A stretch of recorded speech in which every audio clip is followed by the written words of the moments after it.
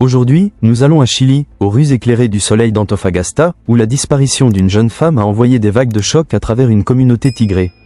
C'est l'histoire de Javira Jiménez, un influenceur âgé de 23 ans. Sa vie vibrante a été coupée en un cas qui est de la même partie heurteux et inquiétant. C'était l'automne 2022, et Antofagasta, une ville côtière du nord de Chili, brûlait avec son rythme habituel. Javira Jiménez, une étoile de médias sociaux élevée, était connue pour son énergie infectieuse. À 23 ans, elle avait un câlin pour se connecter avec les gens, en ligne et hors ligne. Mais le 26 avril 2022, la lumière brillante de Javira s'est éteinte. Elle s'est échappée sans trace, laissant derrière une voix de question qui menacerait sa famille, ses amis et les autorités. Ce matin, Javira a dit à sa famille qu'elle allait faire un voyage à Calama, une ville minière à environ 200 km de l'intérieur. L'après-midi, quand Javira n'a pas vérifié, sa famille s'est inquiétée. Les appels de téléphone n'ont pas été répondus. Sa média sociale, habituellement bruyante avec des nouvelles, a retourné silamment. Sa mère, inquiète, a contacté des amis, espérant que quelqu'un l'ait entendu. Personne ne l'a entendu. Au cours des jours, le cas a gagné de l'attraction.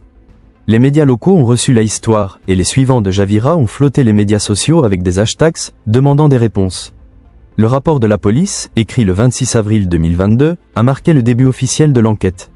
La famille de Javira a dit aux autorités qu'elle avait quitté la maison ce matin, reçue par André Souttar, son copain de 6 mois, pour un voyage à Calama. Le but de la voyage est resté sombre. Certaines ont dit que c'était une sortie casuale, d'autres ont indiqué un possible accord d'entreprise, lié à la travail d'influence de Javira. La police, guidée par la branche de l'Antofagasta de la Policía de Investigaciones, a commencé à reconstruire ses heures finales. Elles ont interviewé des amis qui l'ont vue ce matin, notant qu'elle avait l'air comme d'habitude, enthousiaste, mais peut-être un peu distraite. Un ami a rappelé à Javira qu'elle était excitée par le voyage, mais n'a pas établi pourquoi. La police a aussi parlé aux voisins et aux vendeurs locaux, espérant que quelqu'un l'ait vue ou Souttar avant de quitter la ville. Quelques-uns ont déclaré avoir vu un véhicule de vol blanc, plus tard confirmé comme Souttar, près de la maison où Javira restait. L'enquête s'est rapidement réglée sur André Souttar, la dernière personne vue avec Javira. Connu comme « Wata », dans certaines circonstances, Souttar était un 23 ans de Calama, sans emploi. Un détail qui a élevé les yeux de la famille de Javira. Gladys, la mère de Javira en particulier, n'avait jamais répondu à lui, ressentant quelque chose d'étrange à propos de son apparence. La police a amené Souttar en question le 27 avril, juste un jour après la disparition de Javira. Son histoire était douce depuis le début. Il a clamé qu'il et Javira avaient conduit vers Calama dans son véhicule, mais à travers le chemin, un casque s'est cassé du véhicule.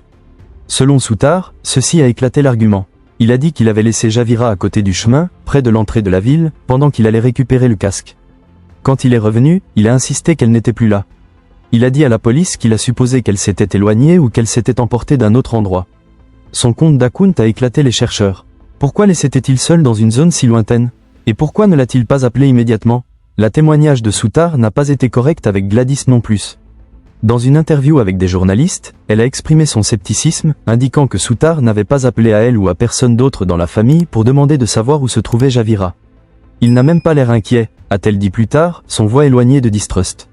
La police a pressé Souttar pour plus de détails, mais il s'est attiré sur son histoire, offrant peu d'autres. Ils ont noté son comportement, calme, presque détaché, sans signe visible de distress. Cela a élevé les flèches rouges, incitant les chercheurs à explorer plus profondément son environnement. Ils ont appris que Souttar avait des liens avec un groupe local impliqué dans le trahison de l'or, un crime lucratif dans le nord de la mine de Chili. Même s'il n'y avait pas d'évidence liant Javira directement à ses activités, la connexion a ajouté une couche de complexité au cas. Est-ce possible que sa disparition soit liée à Souttar's Shady Associates? La recherche pour Javira a été exhaustive. La PDI, en partenariat avec Carabineros, la police nationale de Chili, a tracé la route entre Antofagasta et Calama, une étage de la voie B400 qui décroche dans le désert de l'Atacama désert. Des équipes ont exploré le terrain sauvage en vérifiant des stops de route, des bâtiments abandonnés et même des sites de minage vieux, souvenirs de l'histoire des corps de la région, cachés dans son vaste désert. Les hélicoptères ont brûlé au-delà en vérifiant tout ce qui n'était pas en place, un morceau de vêtement, un pneu de pneu, tout. Des volontaires de l'Antofagasta se sont unis à l'effort, organisé par la famille de Javira et alimenté par les campagnes sociaux de ses abonnés. Des posters avec sa photo ont apparu partout dans la ville, des stops de route à des boutiques. Des interviews d'experts ont peinté une photo des moments finaux de Javira, mais ont offert peu de détails. Un attendant d'une station de gaz, à l'extérieur de l'Antofagasta, a vu une voiture blanche qui correspondait à la description de Souttar autour de midi, le 26 avril. Il ne pouvait pas confirmer si Javira était à l'intérieur, mais le timing s'est aligné.